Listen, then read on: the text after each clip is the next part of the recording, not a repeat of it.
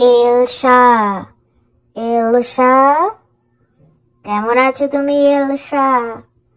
দেখেছো এলসা, আমি লালটু ভূত এসে গেছি এলসা। তুমি কেন এত দুষ্ট হয়ে গেছো বলো তো এলসা? কারো কথা শোনো না, খাও না, ঘুমাও না, পড়তে বসো না এলসা। তোমার বাবা মা আমাকে বলেছে তুমি নাকি খুব দুষ্টুমি করো। তোমার বাবা মা কিছু বললে সেটা শুনতে চাও না এলসা। এগুলো কি সত্যি নাকি এলসা? যদি সত্যি হয়ে থাকে তাহলে তোমাকে আজকে আমি মচমচ করে খেয়ে ফেলবো। কিভাবে খাবো জানো এলসা? তুমি যখন ঘুমিয়ে থাকবে তখন আমি তোমাকে ধরে নিয়ে আসব। তারপরে টুপ টুপ করে যখন কেউ থাকবে না একা একা মজা করে খাবো। আমার কাছে তোমার মতো অনেক দুষ্ট বাবুরা আছে যারা ঠিক তোমার মতোই দুষ্টুমি করে এলসা।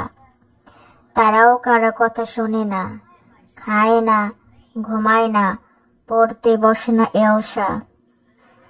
তুমি রেডি থাকো এলসা, আমি তোমাকে নিয়ে যেতে আসছি এলসা।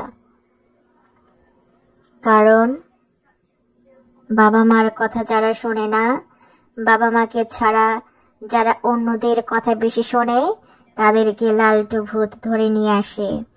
যারা অনেক দুষ্টু তাদের কথা যারা শোনে লালটু ভূত তাদেরকে ধরে নিয়ে আসে। সব সময় বাবা মার কথা শুনবে এলসা। মনে রাখবে পৃথিবীতে বাবা মা তোমার সবচেয়ে বেশি আপন। তারা যখন যেটা বলে তোমার ভালোর জন্যই বলে এলসা। সব সময় বাবা মাকে সম্মান করবে। মনে রাখবে এলসা, বাবা মাকে অসম্মান করে কখনো কিছু পাওয়া যায় না এলসা। মনে থাকবে কি বলেছি? এখন তুমি প্রস্তুত হও এলসা, তোমাকে আজকে আমি ধরে নিয়ে আসবো আমার কাছে। তুমি যদি আমাকে বলো লালটু ভূত আমি এখন থেকে ভালো হয়ে যাব, আর দুষ্টু করব না, লক্ষ্মী সোনা বাবু হয়ে যাব, এটা বললে আমি তোমাকে ছেড়ে দেব এলসা। তুমি কি চাও আমি তোমাকে ছেড়ে দেই, নাকি তুমি চাও আমি তোমাকে আমার রাজ্যে নিয়ে আসি?